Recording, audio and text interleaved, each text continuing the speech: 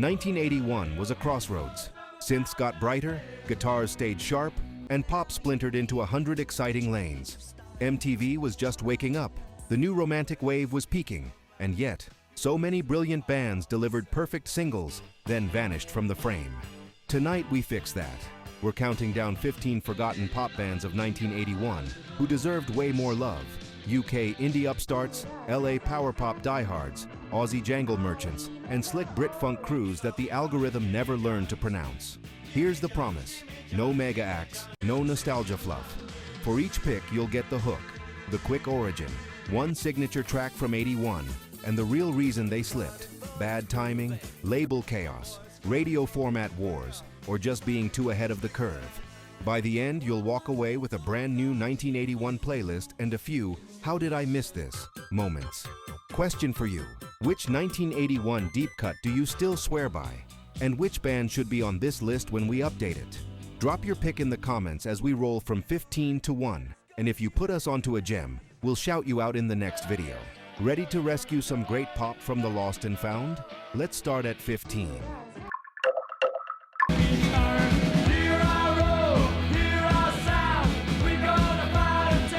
Stiff Records loved big characters, and Tenpole Tudor had one in Eddie Tudor Pole, half-court jester, half-punk lifer.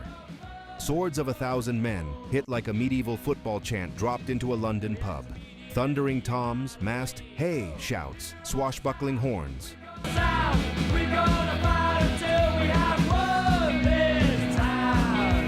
It's rowdy but tight, silly but smart. Party music with a wink that still turns a crowd into a chorus. In 1981 Britain, this made sense. Punk energy hadn't died. It had shapeshifted into fun, hook-first pop that could storm the charts on spirit alone.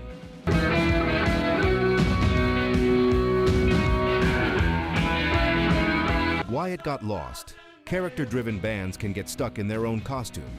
When the joke isn't a joke, and the songcraft is this sturdy, listeners should hear past the image. This isn't a novelty, it's precision-built chant pop.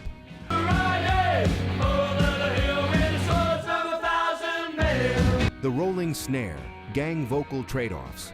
How the horn stabs answer the vocal like a call and response from the terraces. If this dropped today as a film trailer cue or a Premier League anthem, would it finally get its due? Who else did rowdy but razor tight, as well as Tenpole Tudor?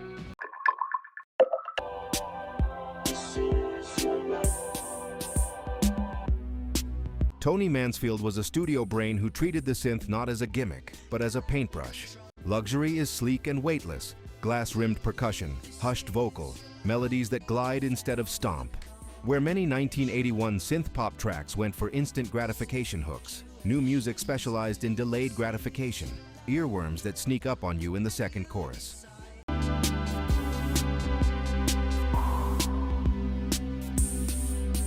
They weren't chasing TV theatrics, they were building headphone worlds. Why it got lost. Subtlety is a hard sell in a year when MTV began rewarding bold visuals and big choruses. New music's earlier Living by Numbers was the obvious hit.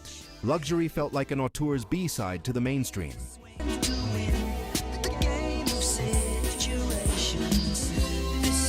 That pulsing, almost heartbeat bass, and Mansfield's delicate layering. No instrument fights for space. Everything breathes.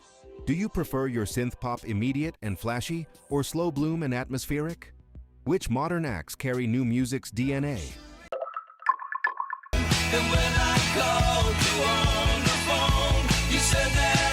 Out of San Diego with one perfect single. Bright, hard-on-sleeve new wave with chiming guitars, a skylift chorus, and that yearning lead vocal that sounds both confident and broken. It's the sound of a band walking into a radio station and winning a city in 3 minutes flat. The hook is so clean you could hang a career on it, if the stars line up. Here I'm standing all alone, and you're outlining. Why it got lost. Label shifts and timing. The song caught regional fire, flirted with national momentum, then the machinery around the band changed. In the early 80s, one missed window could end a roll. The track kept living on mixtapes and late-night dedications, but not on year-end charts.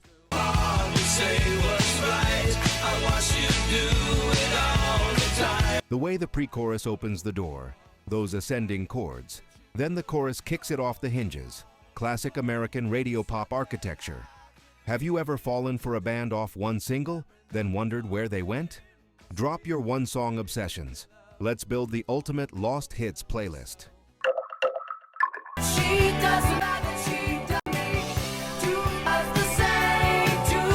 Atlanta power pop with radio brains, crisp guitars, playful synth accents, vocal stacks that would make any program director nod.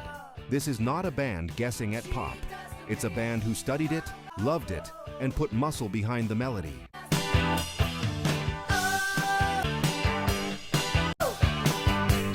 The title might read like a novelty, but the track is no joke. Taut verses, a chorus that glides, and arrangement details, hand claps, keyboard fills, that keep your ear busy without clutter.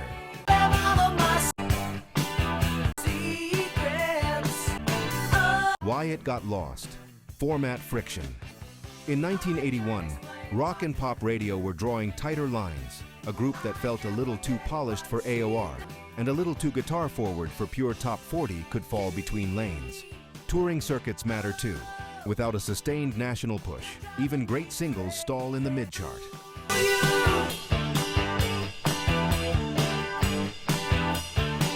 The tasteful guitar break, short, song-serving, but memorable, and how the backing vocals lift the chorus without overpowering the lead. If you were sequencing a definitive 1981 power pop set, does this track sit next to the Cars, the Romantics, or something slicker like Loverboy? Where would you place it?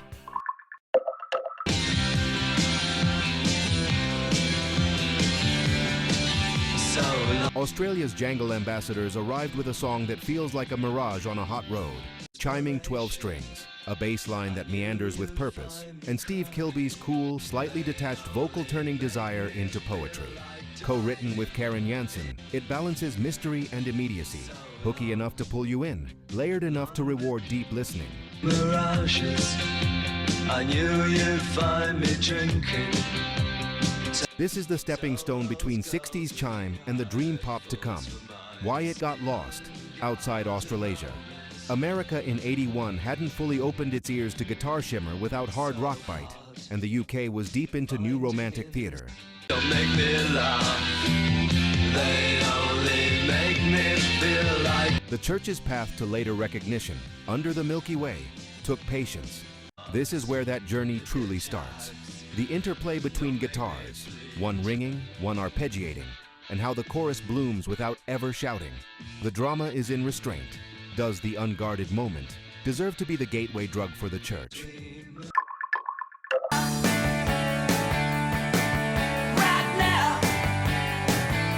Los Angeles in '81 was noisy with guitars and hope. The Plimsouls walked into that scene with ringing chords, urgent drums, and the kind of chorus you shout back at the stage on first listen. Now is the promise of power pop fulfilled. No frills, no filler, just forward motion.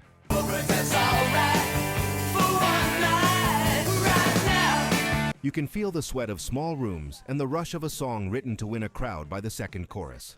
Later, they'd score a cult classic with A Million Miles Away, but now is the spark. Pure, bright, and built for radio that wasn't quite ready.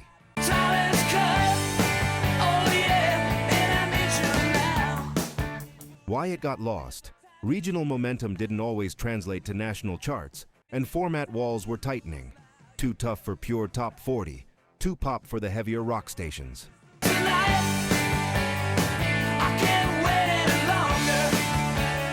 The guitar break that jumps out, does its job, and gets out. Economy as a superpower. If you were programming a 1981 set for KROC or WLIR, would now be your opener? Or does another Plimsouls cut take that slot?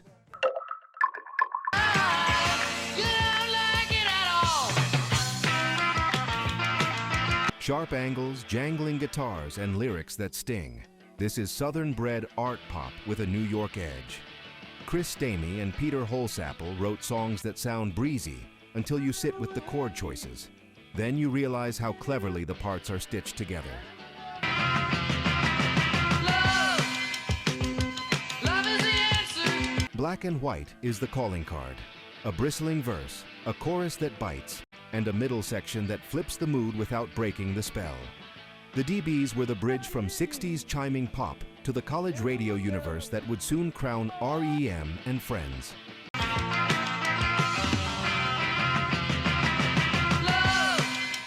Why It Got Lost, imported releases, indie label distribution, and a scene that raved on campus but struggled to dent national charts. The songs were there, the machine wasn't. The vocal layering, one line cool and detached, the other agitated, mirroring the lyrics push-pull. Be honest, do you hear the blueprint for later jangle pop here? Which band owes the DBs a thank you in your book? And I wish you, and I wish you, if they want me. A sugar rush that still detonates at parties, fronted by Claire Grogan's bright, unmistakable voice. Produced by studio wizard Martin Rushent, the track is all bounce and sparkle, a taut bass line, chiming guitar flickers, and a chorus that lands like confetti. Try. Feeling in my dark, covered with my... It's easy to tag this as cute, but listen closer and you'll hear how tightly it's built, how every percussive accent and gang vocal is placed to make the hook feel inevitable. They weren't a one-song act either. Deeper cuts and later singles proved the craft. And I wish you, and I wish you, if they want me. Why It Got Lost, in memory, not charts. The shadow of a massive single can flatten a whole story.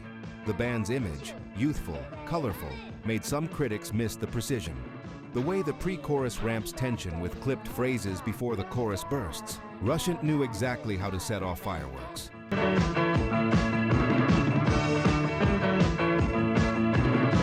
Beyond Happy Birthday, which altered images track would you use to convert a skeptic? I Could Be Happy, Don't Talk to Me About Love, or something deeper? This video is sponsored by the Lore Store on Amazon, your one-stop shop for music lovers across reggae, rock, pop, and hip-hop. We built it for real listeners who don't want to dig through 1,000 listings to find the right gear. Inside the Lore Store, you'll find 5 aisles.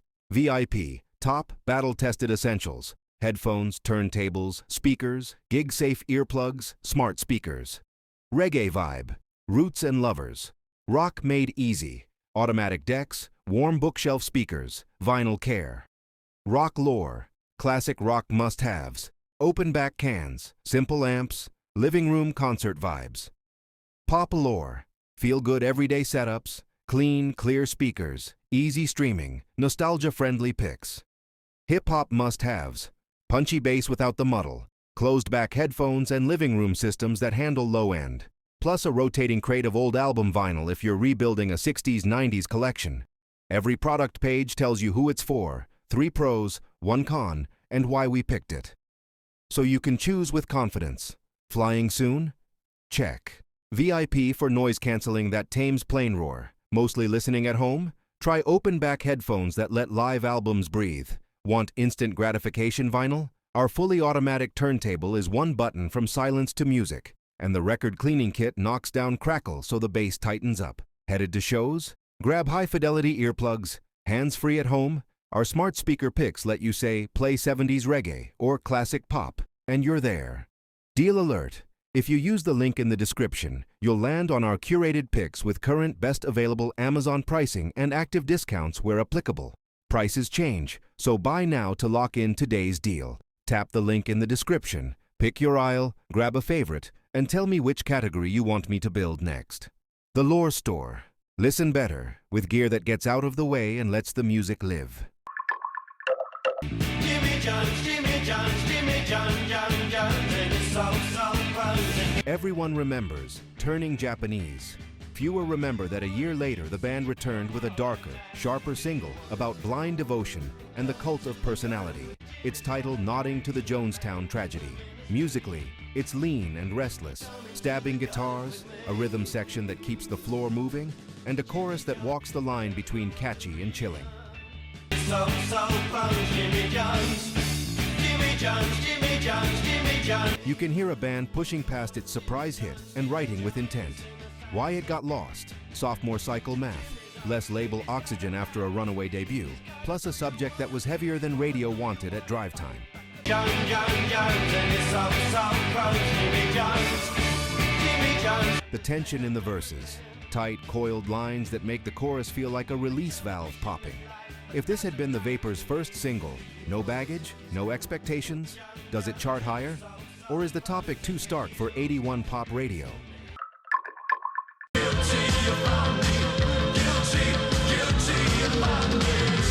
New romantic drama without the stadium budget, Sal Solo's theatrical vocal, synths that shimmer and bite, and a rhythm pulse you could march a catwalk to. Guilty feels like a midnight movie, moody, stylish, and bigger than The Room. It grazed the charts in the UK and did real business in parts of Europe. But the band were competing in a crowded lane where image-forward acts had major label megaphones.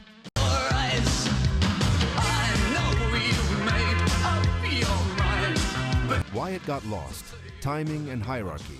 When Duran Duran and Spandau Ballet vacuum the spotlight, second-wave contenders get less spin, no matter how strong the single.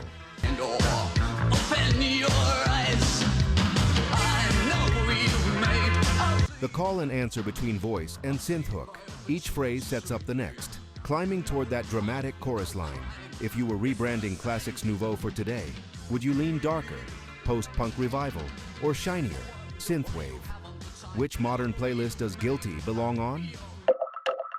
Everybody salsa, everybody salsa, everybody salsa. Britain in '81 didn't just flirt with Latin rhythms, it fell headlong into them. Everybody Salsa is a joyful mash of London club energy and street parade brass. Percussion stacked like a tower, call and response chants, and trumpet lines that pull you to the floor whether you plan to dance or not. Carnival is moving, music in the air, everybody. It's not a novelty, it's arrangement discipline in party clothes. You can hear a band figuring out how to translate the adrenaline of a sweaty room into a 3-minute single. Why it didn't get its full flowers, image and timing. As new romantic theatrics grabbed TV slots, a proudly fun Latin pop single could be filed as lightweight, even when the groove was airtight. The sound of people moving through that Latin beat, and now this ain't what I read. Follow-ups broke bigger, but this is the spark that taught the UK pop machine to move its hips. The percussion engine, congas answering the kit, horns punching on the offbeats, that crowd unison hook built for hands-in-the-air choruses. Everybody salsa, everybody salsa, salsa, hey salsa. Be honest, if Everybody Salsa dropped today with a slick TikTok routine, would it be a summer #1? Who in modern pop is brave enough to cut something this unabashedly rhythmic?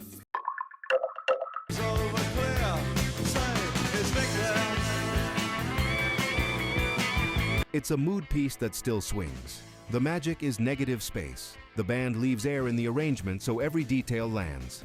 Why it didn't go further? The market wanted either synth glitz or big chorus rock. Department S delivered a noir postcard, stylish, sly, and allergic to spectacle.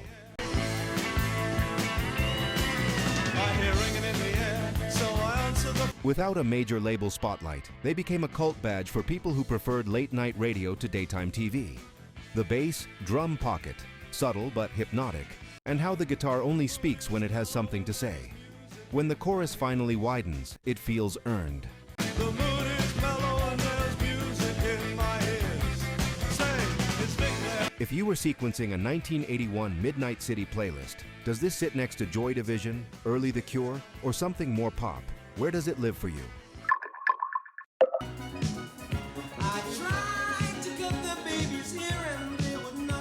Brit-funk at full elegance, a precise rhythm section locks in. The bass line sings like a second vocal, and David Grant glides over the top with a voice equal parts warmth and command. Intuition is the moment where UK funk stepped out of the club corner and looked pop radio in the eye. Sleek, hooky, and human. Someone must have told gosh in you. Intuition. The chorus rises without strain.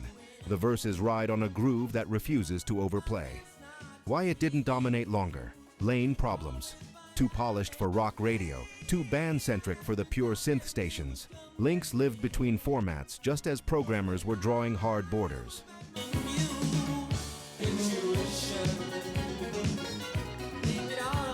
But listen now, and it feels like a template for the sophisticated pop R&B that would rule the next decade. The micro accents, guitar chanks tucked behind the snare, keyboard wisps answering the vocal, backing vocal stacks that lift without crowding. Pocket is king here.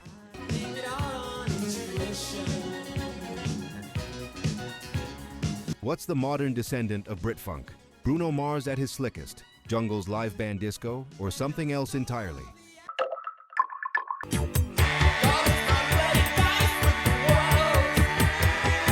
Science on the dance floor. Landscape fused conservatory chops with machine precision and came up with a single that smiles while it side-eyes the nuclear age.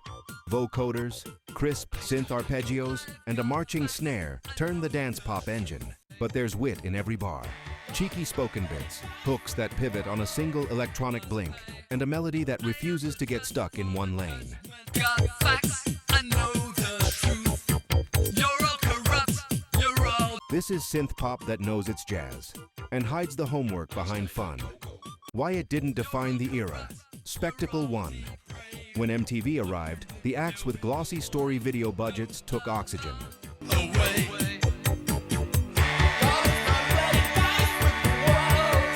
Landscape's cleverness was audible, but pop suddenly demanded visual myth-making. The way the vocoder isn't a gimmick, it's a counter-melody. Also, the drum programming meets live snap, human hands ghosting inside the machine. You're all corrupt, you're all depraved. A few devices around the... Drop a pin. What 2020's artist balances playfulness and paranoia as neatly as Einstein a Go-Go? Is there room on today's radio for songs this witty?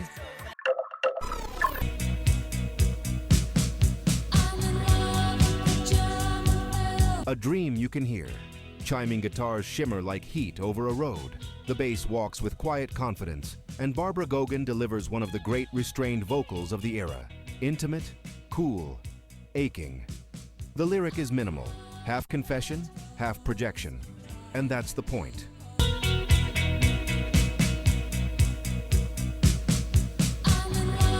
The band lets the spaces tell the story. This is pop as atmosphere, as memory. It's neither punk nor pure new romantic. It's something private that radio accidentally let slip through. Why it should have been huge? Because it teaches a masterclass in less is more.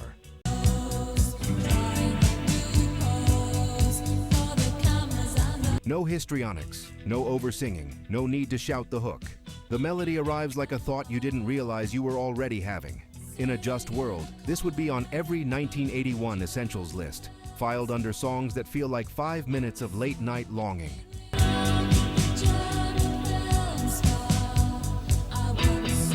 The guitar interplay. One line glistens, another trembles.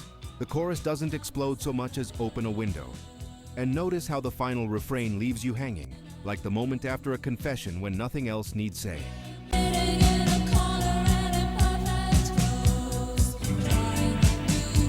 First listen test. Did you hit repeat? If you're new to the passions, where would you go next? Or is this the kind of one-song perfection that stays singular?